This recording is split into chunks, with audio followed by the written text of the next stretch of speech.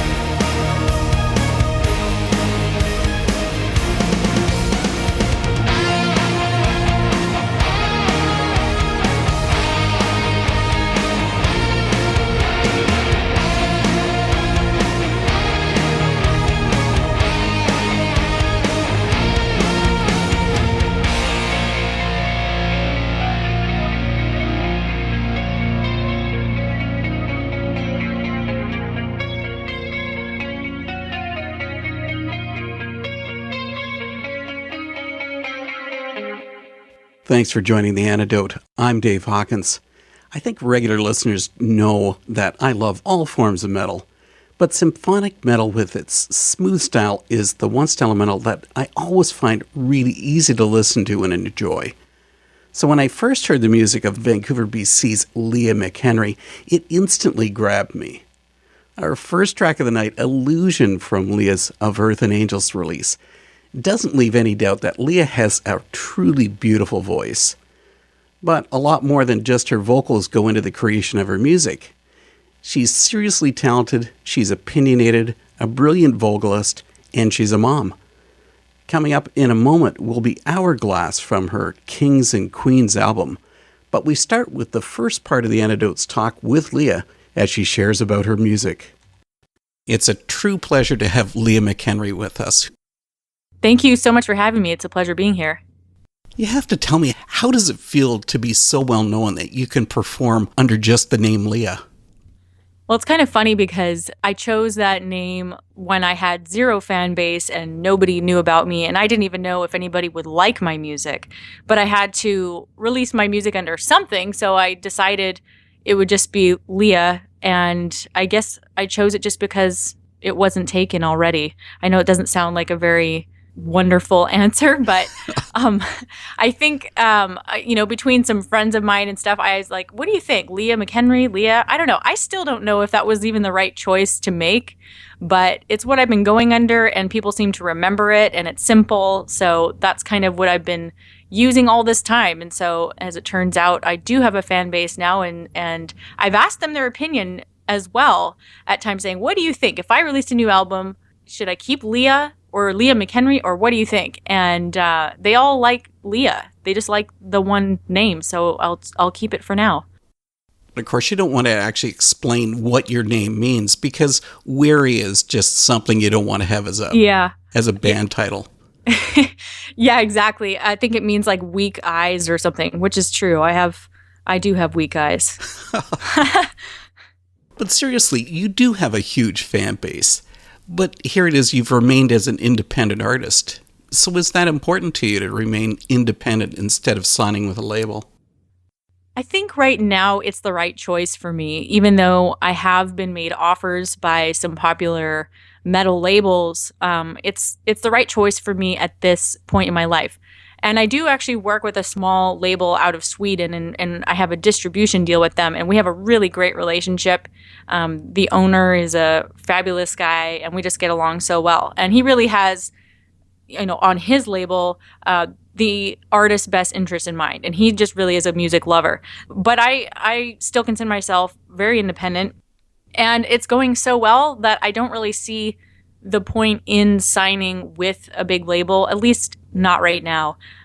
Even though it could potentially get me a little more exposure, I don't really see the need. With my lifestyle and with my family and all the things I have going on, I like being able to call the shots. I like being able to do whatever I want, whenever I want to, and not have any external pressure, like, oh, you need to go on tour now, and you need to do this, and you need to do that, and you need to make this much money, and, I like not having that kind of pressure. So I said, if I'm going to do this, if I'm going to have this music hobby become more of like a career, it's got to work for my life. It has to work for my family. Family comes first. That's just my priority.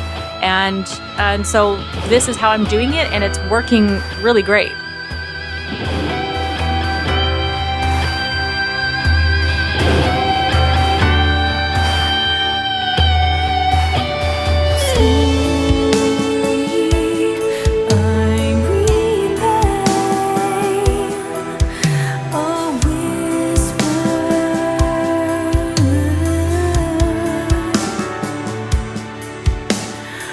Softly,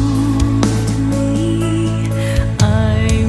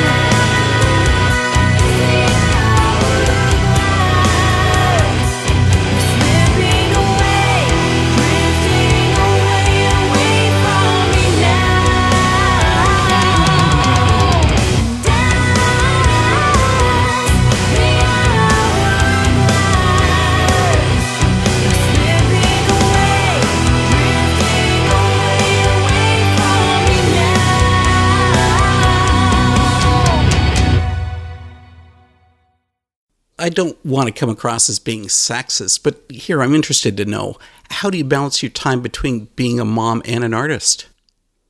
Oh, it's not sexist at all. It's reality. It's life. I have 5 kids, which is, a lot of people think I'm absolutely insane for that. And there are days I think so too.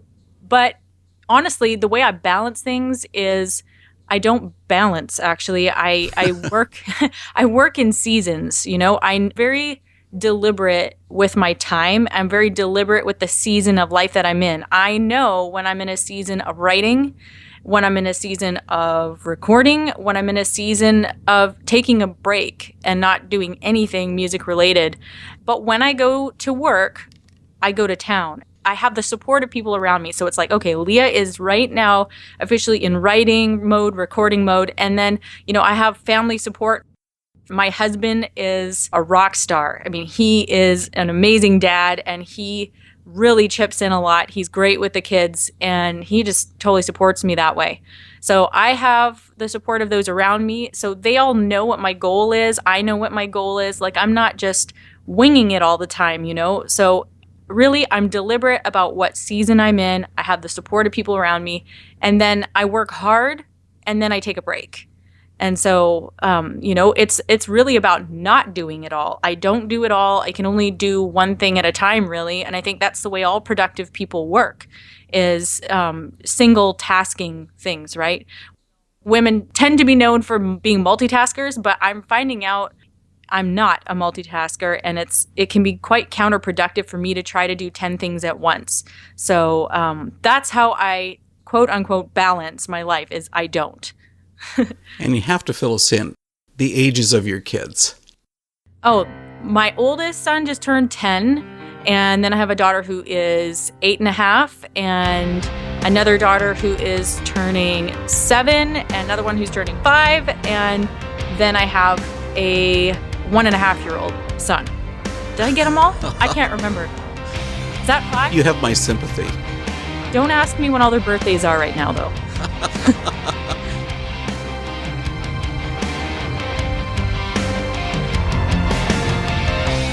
Wasted of life, I can't understand why. Wasted and untied, want you to run away, wanted to drive, I can't ever stand behind, wanted to hide from everything I wanna say.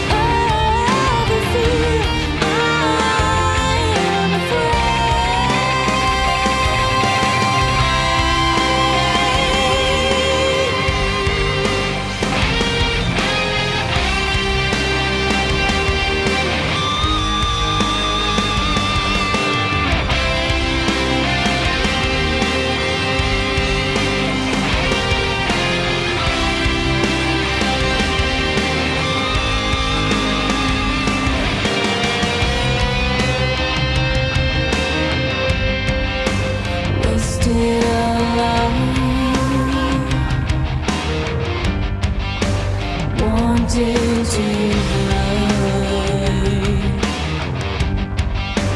watching your eyes fading with time. Say Yes from LEAH. Well, now here we've talked all about family. Let's get into your music too. Sure. It's interesting because your music has been compared to that of Lorena McKennitt, and you've also been referred to as the metal Enya. How do you feel about those comparisons? I think they're great. I understand why people use comparisons. I use comparisons with people as well. People will automatically associate music with usually the most famous similar band or similar sound that they can think of. And so even when I get comparisons that I don't love, I take it as a compliment because I'm going, they're associating me with something else that is somewhat reminiscent in some way, shape, or form. I'm fine with it. And sometimes it's interesting feedback for me too. I'm going, oh, that's interesting. I never thought my music sounded like that at all, or I didn't think my voice sounded like that, but that's cool. And so I'm totally fine with it. And of course, those particular artists, Lorena McKennitt and Enya and all that, they really are influences in my music. So that doesn't surprise me. It's just cool that people can actually hear the influences that have directly affected me. It's coming right through. So, there's nothing new under the sun, but I do think that all those influences can come together and kind of make a new sound. Well, I guess the basis of the sound of LEAH is symphonic metal. Something interesting about you, though, is I find the majority of the artists in that genre are European-based, and so is their audience, which makes you unusual, LEAH, since you're based on Canada's west coast. I mean, has that ever made it difficult for you to connect with potential fans? Not at all. In fact, I think a lot of my fan base is also European, although I think because I'm Canadian, I do have a lot of US fans and Canadian, and I'm starting to build it elsewhere around the world. But generally speaking, I do have a large fan base in Europe just because I have been heavily influenced by European songs and bands over the years. And I don't find it hard to connect with fans at all because we have the internet, and that's primarily how I build my fan base is through the internet. And I keep, in close contact with my fans through email and other platforms. So it's been easier, I think, to keep in contact than ever, pretty much in the history of the music industry. It's never been easier to keep in contact and connect with fans around the world. And that just wasn't possible like 20 years ago. So I'm grateful to be able to do that and have fans all over the world. Have you ever found that to be an issue? Because, of course, with the internet, with everything being so close, do you ever feel that you're exposing too much of yourself to your audience? I've struggled with that off and on, going how much to expose and how much to keep private. And the conclusion I've come to is that transparency wins the day right now, and a part of me is quite uncomfortable with it just because it's the internet and it's never going away. Whatever you put out there is there forever. So be careful. But at the same time, I don't think that artists can have success anymore if they try to have this celebrity mystique.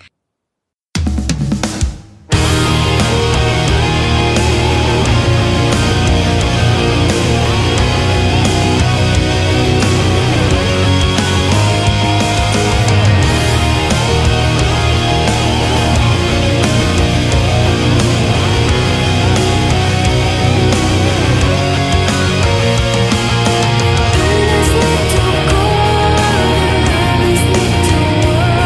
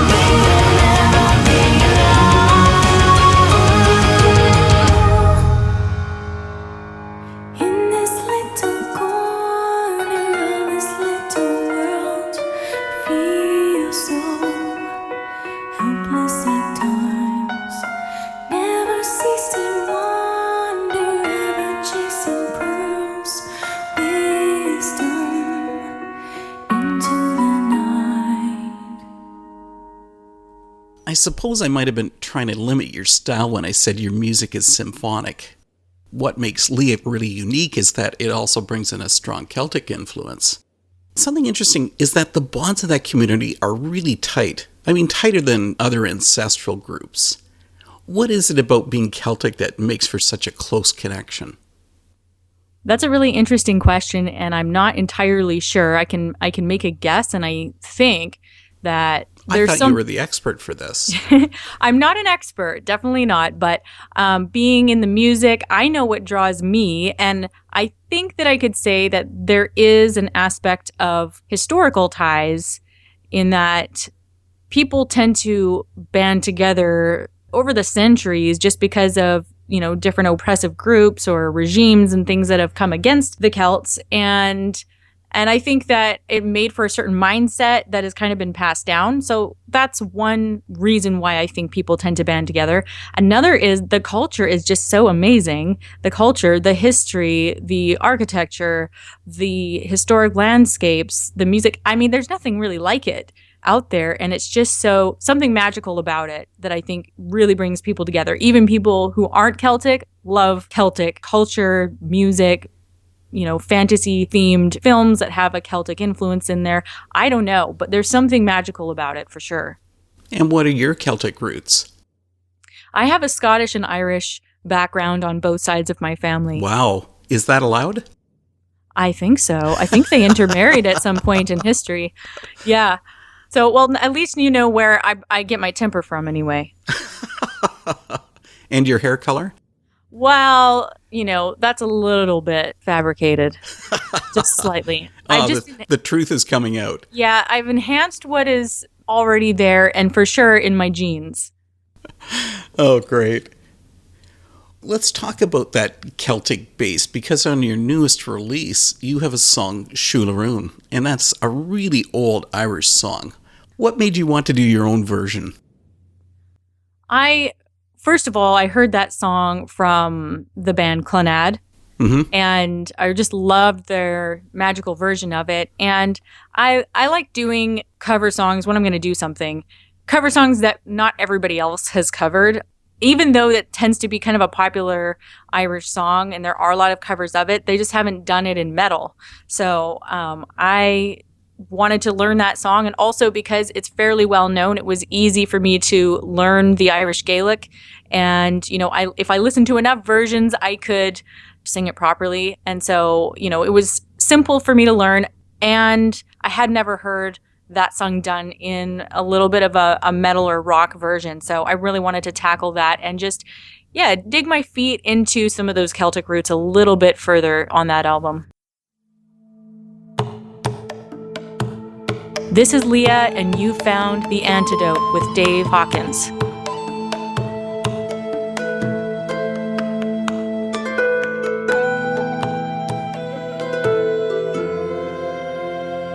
I wish I was on yonder hill. 'Tis there I'd sit and cry my fill until every tear would turn a mill. Is good to the fore when means lost.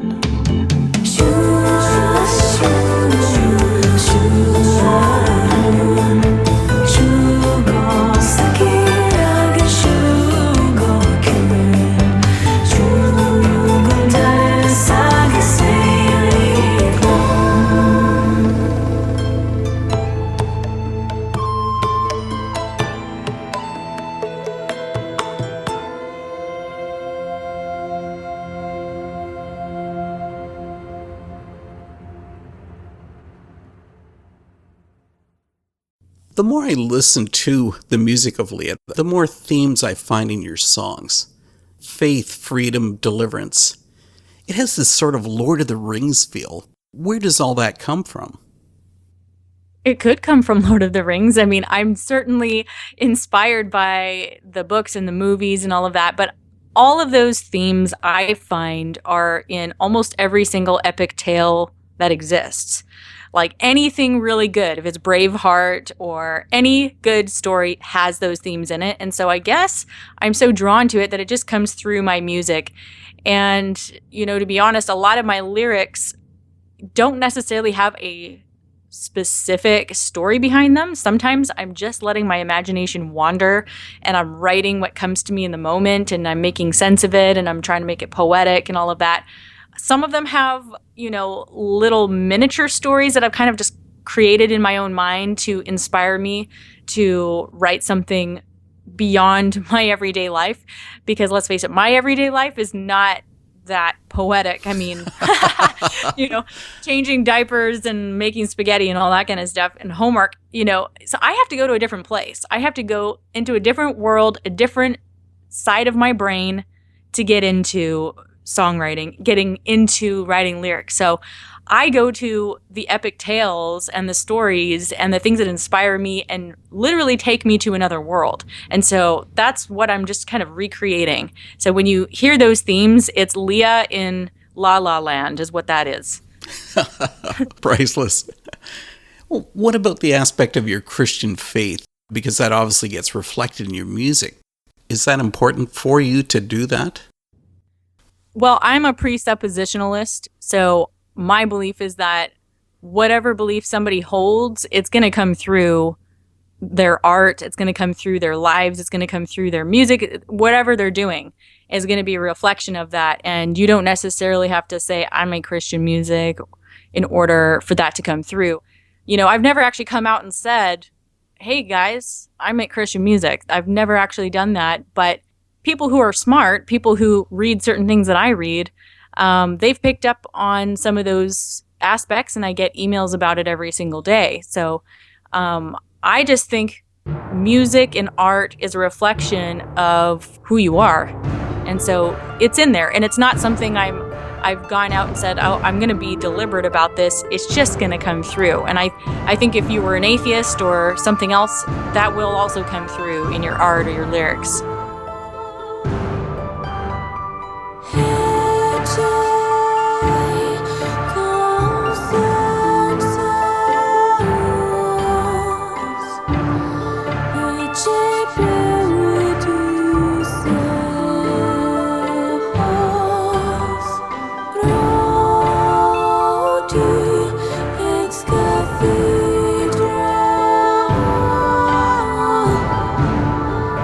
Except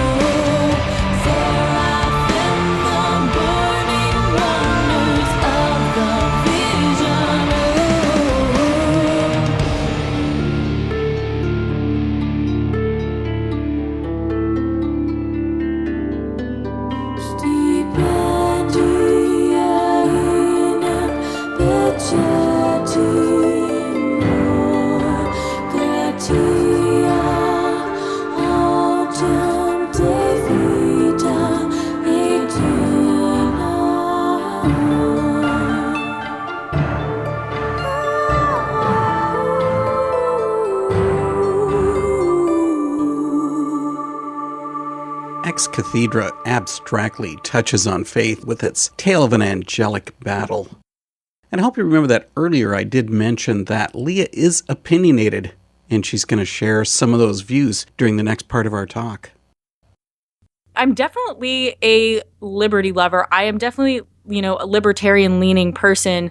I don't know about no rules ever for anyone, but I definitely believe what we have today is way overreaching, right? Way overarching, and has definitely gotten into our meddling in our lives beyond what it should.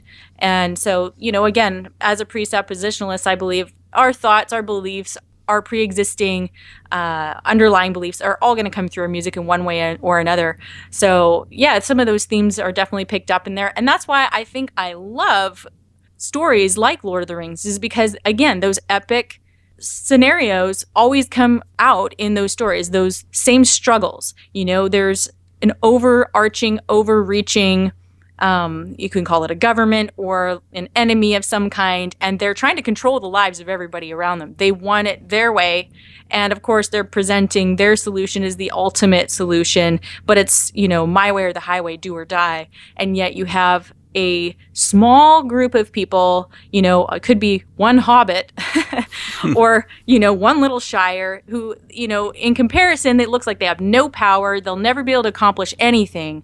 And yet they put their lives on the line. They're willing to sacrifice, and they go on this journey and overcome and defeat evil. And so I find that inspiring, because we face similar things like that today. We face tyranny, we face oppression in parts of the world, and so I just find those common themes incredibly inspiring. Well, since you've brought up this point, what is the biggest issue that we deal with in Western society that is a problem? There's a lot of problems, but right now it seems like we have, just generally speaking, overreaching forms of government. I think they've gotten so far into trying to control every little aspect of our lives.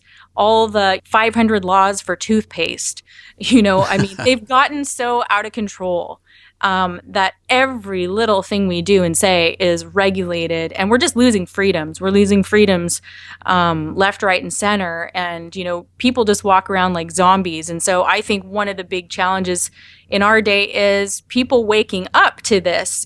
People don't even realize that these freedoms are being lost right under their nose, and they're totally fine with being spied on. They're completely fine with government reading their emails and tracking their phone calls and stuff, because we live in this internet society where everything's so transparent, and people are so used to now just putting themselves out there, and they're going around saying, well, I don't have anything to hide. But that is very, very dangerous. Just because you don't have something to hide doesn't mean that that tyranny is not happening, and that, that those freedoms aren't being taken away from you. So I think the greatest challenge we face is waking people up to our rights and to the founding of our countries and what they actually stood for and why people even began these countries. It was to escape the very tyrannies that we face right now. And so I think that is a big problem that we face right now. Maybe it's time for everybody to go back to high school and read 1984 all over again. Yeah, exactly. Well, listen, besides music, what's the greatest passions of LEAH McHenry? I'd say my greatest passion outside of music itself would be the new music industry. I love the new music industry. And I call it the new music industry just because it's changed so much. So in the same way that things have sometimes gotten out of control and scary, things have also opened up a whole new world for independent artists like myself. And so I'm passionate about even teaching others how they can build a fan base online. My question I always ask people is, hey, I'm a stay-at-home mom of 5 kids. I'm building my fan base around the world. I make my living doing this, believe it or not. So what's your excuse? If you have good music, you have a good work ethic, and you can get yourself organized and get your priorities in order, there's no reason why any independent artist can't succeed. And so that's my challenge. Yeah, I've started actually teaching other artists about the new music industry and how they can do what I'm doing and go beyond what I've done. So that is one of my greatest passions. And beyond that, I love just hanging out with my friends and family. I've learned that you can have everything you want in the world, but community is so important. And I'm also kind of a health nut, and I enjoy staying active and lifting weights with my husband and doing fun stuff like that. And how much do you bench press? It's a little bit sad. It's sad right now. My bench press is not very good. Just make up some kind of a number just so that we're all impressed. Oh, let's say 100 pounds.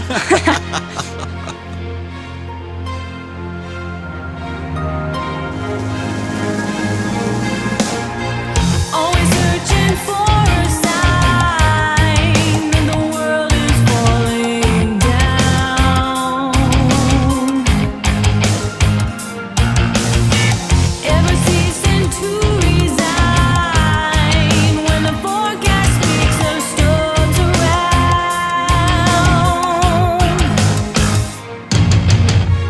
You're never gonna save the world, so give up the fight. You're never gonna change the world, and I don't even mind. You rejoice when the dark gets darker, 'cause it means that you'll be gone before too long. You wanna leave this world and sky, but what if we are here for a while? Oh, you're never gonna save the world, so give up the fight. You're never gonna change the world, and I don't even mind. Don't watch my soul sink in shame, swim off that breath. Even God can win.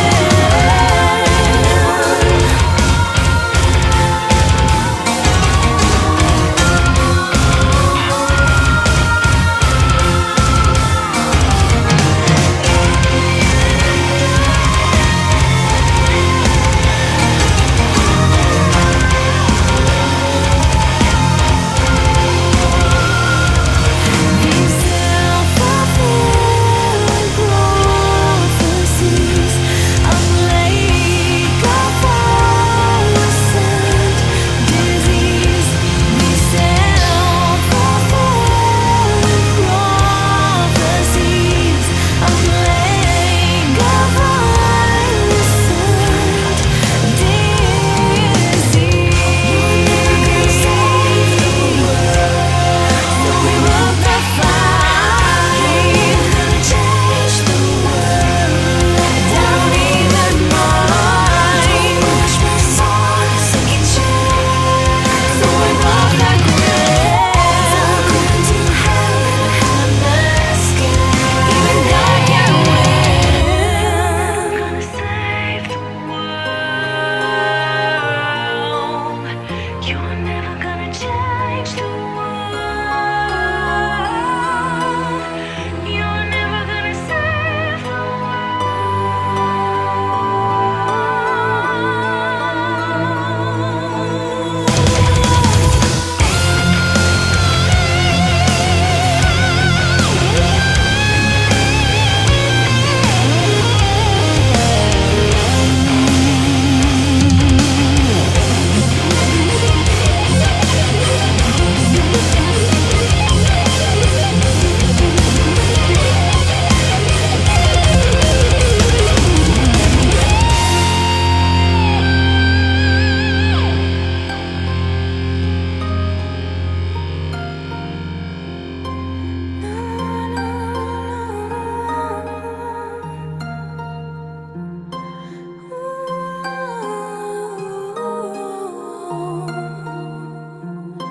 Time to reach for higher ground.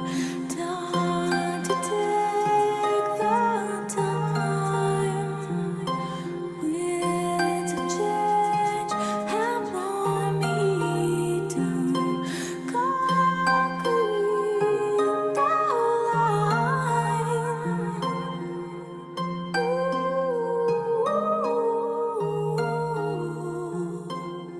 Take the time to check into the lyrics of that song from LEAH called Save the World. It covers some of the points she just spoke about. And it's really too bad that I didn't have time to air more of the music from Leah, or even all of our interview. Check out her music online, and of course you can find the rest of our talk in the interview section of theantidoteradio.com. Now, if you thought Leah McHenry was opinionated, there is no comparison to our guest for our next 2 episodes. Brian Healy of Dead Artist Syndrome is an actor, a radio host, and a musician. And Brian also has to be one of the most entertaining guys I've ever met and interviewed. And I'm also not sure why this guy hasn't become a professional comedian. But he's going to let us know exactly where he stands on politics, evangelicalism, society, and his music. Thanks so much for listening to The Antidote through the facilities on Trent Radio every Wednesday, and to our online listeners who find us Mondays via Claris Radio. Well, it's time to finish off the night with a goodbye to Leah, along with The Northern Edge from her Otherworld release. And have a great week. I want to put you through an imaginary scenario, Leah. We're going to put you on stage for a battle of the vocalists. You against Adele. What happens? That would be interesting. I think she's a better singer than me, but hey, totally different genre. Depends on the crowd. Depends on what crowd was there. If they were my metal crowd, they wouldn't boo her off the stage by any means. They're like, metal fans are the nicest fans in the world. They are. They really are. But I think they would prefer my voice, I think. I'm just taking a wild guess. Nothing bad would happen, I'm sure of it. But I think they, metal fans like metal. And they don't typically listen to pop, so they'd probably give her a nice applause. But I don't know. I really couldn't say what would happen after that. Well, now, you need to tell us how to find the music of Leah. My music is all listed on leahmchenry.com. In fact, you can stream all of it there or buy CDs or merchandise there. I also have a VIP fan club where if you become a member, you get access to all my music. You can download the whole thing and become part of a little community there of like-minded fans. And a lot of us enjoy the same type of stuff, the same type of culture and books and movies. So everybody there are wonderful people that I would enjoy hanging out with in real life. So that's all on leahmchenry.com. Thanks so much for joining in, Leah. It's been wonderful to have you here on The Antidote. Yeah, thank you for having me. It was a lot of fun.